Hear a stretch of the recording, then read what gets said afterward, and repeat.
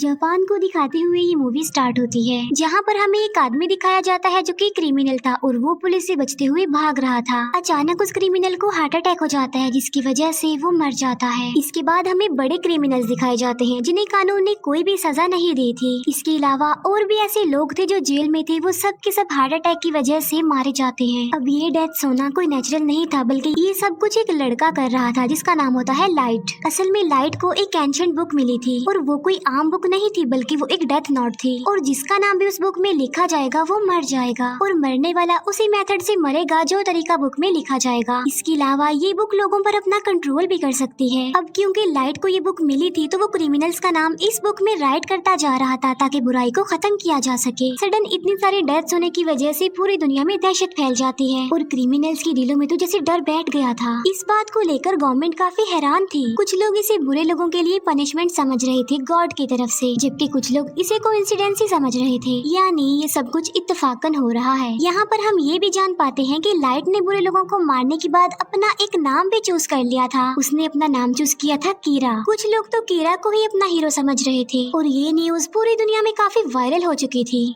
इसके बाद हमें लाइव न्यूज पर एक क्रिमिनल दिखाया जाता है जिसने एक फैमिली को प्रिजनर बना लिया था। लाइट समेत सभी लोग इस न्यूज को देख रहे थे। लाइट के हाथ में उस वक्त वो डेथ नोट भी थी। थोड़ी देर के बाद ये न्यूज दिखाई जाती है कि अचानक से उस क्रिमिनल की डेथ हो गई है। कीरा यानी लाइट इस पार्ट में भी एक स्टूडेंट ही दिखाया गया है जो कि लॉ का स्टूडेंट है। कीरा की एक बेस्ट फ्रेंड होती है जिसका नाम होता है मीसा और उन दोनों का रिलेशनशिप काफी अच्छा था। कॉलेज में लाइट मीसा को अपने बारे में बताता है कि एक रात में एक बार में गया और उस बार में क्रिमिनल्स भी थे, यानी किलर, चोरी करने वाले एक्सेट्रा। लाइट वहाँ पर कुछ क्रिमिनल्स की बातें सुनता है जो क्राइम करने के बावजूद भी खुश थे क्योंकि उन्हें सजा नहीं हुई थी और वो क्रिमिनल्स लाइट के साथ भी मिसबिहेव करते हैं, लेकिन लाइट चाहते हुए भी उनका कुछ नहीं कर सकता था और फिर बेबस लाइट बार से बाहर आ जाता है और वो अपनी लॉ की बुक को फेंक देता है, ये सोचते हुए कि ये बुक बेकार है, उसके किसी काम की नहीं, क्योंकि इस बुक के होने के बावजूद भी वो किसी को इंसाफ नहीं दिला सकता था। लेकिन उसकी लाइफ उस वक्त पलट जाती है जब उसे ये डेथ नोट मिलती है और ये बुक लाइट को एक जमीन पर पड़ी हुई मिलती है और हैरत की बात तो ये है कि बुक के अलावा हर तरफ बारिश पड़ रही थी। इसके बाद लाइट उस बुक को लेकर घर आ जाता है। लाइट अपनी फ्रेंड मीसा से ये सारी बातें शेयर कर रहा था, लेकिन मीसा को वो बुक के बारे में नहीं बताता क्योंकि लाइट किसी से भी अपना ये सीक्रेट शेयर नहीं करता था। लाइट को जब ये बुक मिली थी तब वो इसकी रियलिटी के बारे में कुछ नहीं जानता था कि ये बुक, ये डेथ नोट आखिर है क्या। लेकिन लाइट इस बुक के रूल्स पढ़ लेता है, यानी रूल्स के अकॉर्डिंग जिसका नाम इस बुक पर लिखा जाएगा वो मर जाएगा। इसके अलावा नाम लिखने का मेथड, मौत आने का मेथड सब मेंशन होते हैं उस पर। फिर लाइट टीवी पर एक क्रिमिनल के बारे में न्यूज देखता है, तब वो इस बुक को चेक करने के लिए उस क्रिमिनल का नाम इस बुक में लिख देता है। इसके बाद रात गुजर जाती है और सुबह को हम लाइट को देखते हैं जो कि न्यूज़पेपर पढ़ रहा होता है। वो देखता है कि जिस क्रिमिनल का नाम कल रात उसने डेथ नोट में लिखा था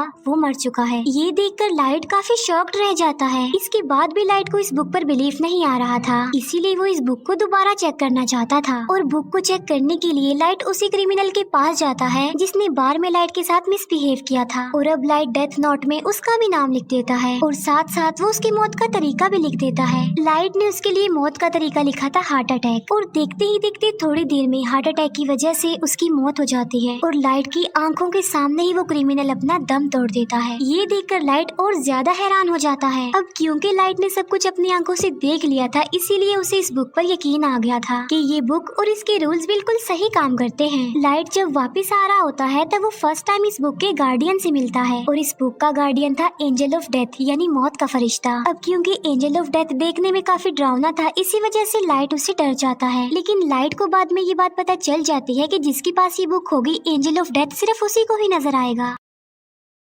एंजल ऑफ डेथ लाइट को सारी बात डिटेल में समझाता है। फिर हम जापान के कुछ पुलिस ऑफिसर्स को देखते हैं जो इन अचानक हुई डेथ्स पर बात कर रहे थे। पुलिस भी ये बात नोटिस करती है कि मरने वाले सिर्फ क्रिमिनल्स हैं। इसके अलावा पुलिस के जहन में और बहुत सारी बातें आ रही थी कि आखिर ये कीरा चाहता क्या है, क्या सच में एग्जिस्ट करता भी है या नहीं। और कीरा कोई हीरो नहीं है बल्कि वो एक क्रिमिनल है, क्योंकि जो कुछ भी हो रहा था वो भी तो एक क्राइम ही था ना। इसके बाद हमें लाइट के फादर दिखाए जाते हैं जो कि एक डिटेक्टिव थे और वो ही इस केस को हैंडल कर रहे थे और उनका उनका मिशन था कीरा तक पहुंचना, क्योंकि कीरा किसी के भी कंट्रोल में नहीं था और सबको बेमौत ही मारता जा रहा था और ऐसा करते करते तो वो सबको ही मार डालेगा। लाइट के फादर अपने सीनियर्स को कहते हैं कि ये केस काफी कॉम्प्लिकेटेड है, इसीलिए इस केस को स्टडी करने के लिए एक इंटेलिजेंट डिटेक्टिव हमारी हेल्प करेगा और इस डिटेक्टिव का नाम है एल, जो कि लाइव इस केस को हैंडल नहीं करेगा बल्कि सिर्फ इंटरनेट के थ्रू ही उन लोगों की आपस में बात होगी। एल का असली नाम ना तो कोई जानता था और ना ही किसी ने उसकी शक्ल देखी हुई थी। यहाँ पहले ही एल ने कीरा के बारे में काफी इन्वेस्टिगेशन की हुई थी, जिसमें एल को काफी सक्सेस भी हुई। पहले तो कीरा पर कोई भी बिलीव नहीं करता था, लेकिन फिर एल ने सबको दिखाया कि जितनी भी डेथ्स हो रही हैं वो नेचुरल नहीं है, क्योंकि हर साल की निस्बत इस साल काफी ज्यादा लोगों की डेथ्स हुई थी और मोस्टली लोग हार्ट अटैक की वजह से ही मारे गए। और हैरत की बात तो ये है कि जो लोग हार्ट अटैक की वजह से मारे गए वो मेडिकली बिल्कुल नॉर्मल थे। लाइट को अपने पास इस बुक को रखे काफी टाइम हो गया था और लाइट इस बुक की वजह से काफी इंटेलिजेंट भी हो गया था। फिर हम देखते हैं एंजल ऑफ डेथ और लाइट को, जो कि एक दूसरे के काफी क्लोज थे, हर वक्त साथ रहते थे। क्रिमिनल्स को मारकर लाइट का कहना था कि वो फ्यूचर बदल देगा, यानी फिर दुनिया में कोई क्राइम नहीं होगा अगर क्रिमिनल्स मर जाएंगे तो। फिर तभी हम न्यूज पर देखते हैं कि एल सबके सामने आ जाता है, जहाँ पर वो कीरा को डिस्कस कर रहा होता है कि कीरा कोई हीरो नहीं है बल्कि वो एक किलर है और हम जल्द से जल्द कीरा को पकड़ लेंगे। ये बातें सुनकर लाइट को काफी बुरा फील होता है और इसीलिए वो एल को अपने रास्ते से हटाने के लिए और सबको ये बताने के लिए कि कीरा से टक्कर कोई अच्छी बात नहीं है, तो वो उस डेथ नोट में एल का नाम लिख देता है। और ऐसा होते ही टीवी वाले एल को अटैक हो जाता है और वो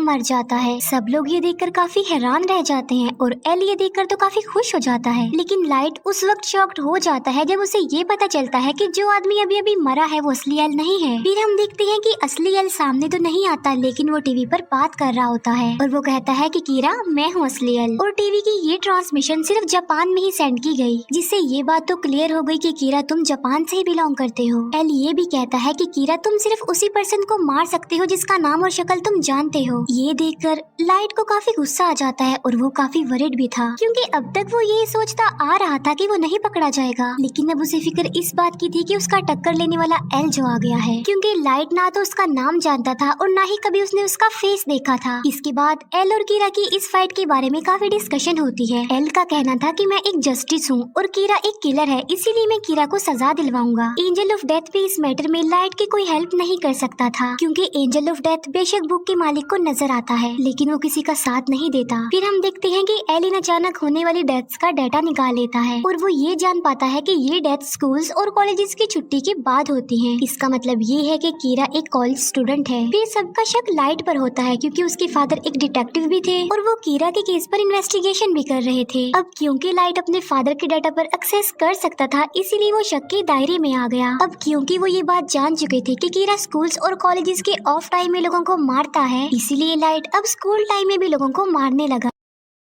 अब यहाँ पर एल का डाउट और ज्यादा बढ़ जाता है कि वो एक स्टूडेंट ही है, इसीलिए कीरा ने हमारा ध्यान बटाने के लिए अब स्कूल्स टाइम में भी किलिंग्स करना शुरू कर दी है। एल को ये बात भी पता चल जाती है कि कीरा की एक्सेस डेटाबेस तक भी है, इसीलिए एल लाइट के फादर को बताता है कि कीरा डेटाबेस पर भी एक्सेस कर सकता है। तो या तो कीरा कोई पुलिस ऑफिसर है या फिर कोई अपना ही है। कुछ दिन बाद लाइट को रियलाइज होता है कि पुलिस उस पर नजर रख रही है। एल ने उसके पीछे कुछ डिटेक्टिव्स को लगाया हुआ है। लाइट एल को अपने रास्ते से हटाना चाहता था। एंजल ऑफ डेथ लाइट को बताता है कि मुझे सब पता होता है कि इंसान का नाम क्या है और इंसान की जिंदगी के कितने साल बाकी रह गए हैं। तब लाइट एंजल ऑफ डेथ को कहता है कि तुम मुझे एल का असली नाम बता दो, जिसके बदले में एंजल ऑफ डेथ लाइट की आधी जिंदगी ही मांग लेता है और इसके लिए लाइट साफ इनकार कर देता है। जो एजेंट लाइट के पीछे लगा हुआ था उससे जान छुड़ाने के लिए लाइट को एक आइडिया आता है। लाइट और मिसा एक बस में जाते हैं, जहाँ पर वो एजेंट भी लाइट के पीछे उस बस में चला जाता है। फिर लाइट उस एजेंट से पूछता है कि आखिर तुम मेरा पीछा क्यों कर रहे हो, जिस पर वो एजेंट कोई जवाब नहीं देता। तभी उस बस में एक क्रिमिनल आ जाता है जो बस के ड्राइवर पर गन पॉइंट कर देता है। लाइट ने वहाँ पर एक पेपर पर एक नोट लिखा था कि वो तुम्हें पकड़ लेगा तो तुम उससे गन छीन लेना, लेकिन सडन वो पेपर लाइट के हाथ से नीचे गिर जाता है और क्रिमिनल ये देखकर उस पेपर को अपने हाथ में ले लेता है और फिर उस क्रिमिनल की नजर एंजल ऑफ डेथ पर पड़ती है। क्रिमिनल एंजल ऑफ डेथ को काफी शूट करता है, लेकिन वो तो खुद मौत का फरिश्ता था, इसीलिए उसे कुछ नहीं होता। ये देखकर वो क्रिमिनल डर जाता है, इसीलिए वो बस रोक कर वहाँ से भाग जाता है। लेकिन एक कार उस क्रिमिनल को हिट कर देती है जिससे वो मर जाता है। ये सब कुछ लाइट के प्लान के मुताबिक हुआ था क्योंकि वो उस FBI एजेंट का नाम जानना चाहता था। इसके बाद लाइट उस एजेंट को कह देता है कि अब तुम मेरा पीछा मत करना। फिर हम उसी FBI एजेंट को देखते हैं जो कि अपनी वाइफ के साथ होता है। अब लाइट क्योंकि काफी इंटेलिजेंट था इसीलिए उसने इन एजेंट से जान छुड़वाने के लिए एक चाल चली थी। वो एल को तो मार नहीं सकता था, इसीलिए वो उन लोगों को मारना चाहता था जिन्हें एल ने हायर किया था। इसीलिए अपनी किलिंग्स का आगाज वो उस FBI एजेंट से करता है। लाइट उस FBI एजेंट से सब एजेंट्स के नाम ले लेता है जो जो एजेंट्स इस केस में शामिल थे। लेकिन थोड़ी देर बाद ही उस FBI एजेंट की मौत हो जाती है और वो मौत भी हार्ट अटैक की वजह से ही होती है क्योंकि लाइट उस FBI एजेंट को जिंदा रखना नहीं चाहता था, इसीलिए उसने उसको मौत दे दी। अब यहाँ पर सवाल ये उठता है कि अगर कीरा हीरो है तो फिर वो अच्छे लोगों को क्यों मार रहा है। इसके बाद सब FBI एजेंट्स एक एक करके मारे जाने लगे। ये बात एल तक भी पहुँच जाती है और इस वजह से सब पुलिस ऑफिसर्स काफी डर जाते हैं क्योंकि उन्हें लग रहा था कि कीरा के हाथों एक ना एक दिन वो भी मारे जाएंगे। बहुत सारे पुलिस ऑफिसर्स तो इस केस को अधूरा छोड़कर ही चले जाते हैं। अब क्योंकि पुलिस के पास और कोई भी ऑप्शन नहीं बचा था इसीलिए वो एल को कहते हैं कि हम आपसे मिलना चाहते हैं। फिर सब पुलिस ऑफिसर्स एल से मिलने जाते हैं। यहाँ पर हमें फर्स्ट टाइम एल दिखाया जाता है जो कि बिल्कुल यंग था और किसी बच्चे की लुक दे रहा था और एजेंट तो वो कहीं से भी नहीं लग रहा था। फिर हम देखते हैं कि उस एजेंट की वाइफ भी अपने हस्बैंड की मौत पर इंक्वायरी कर रही है और वो मीसा से भी मिलती है।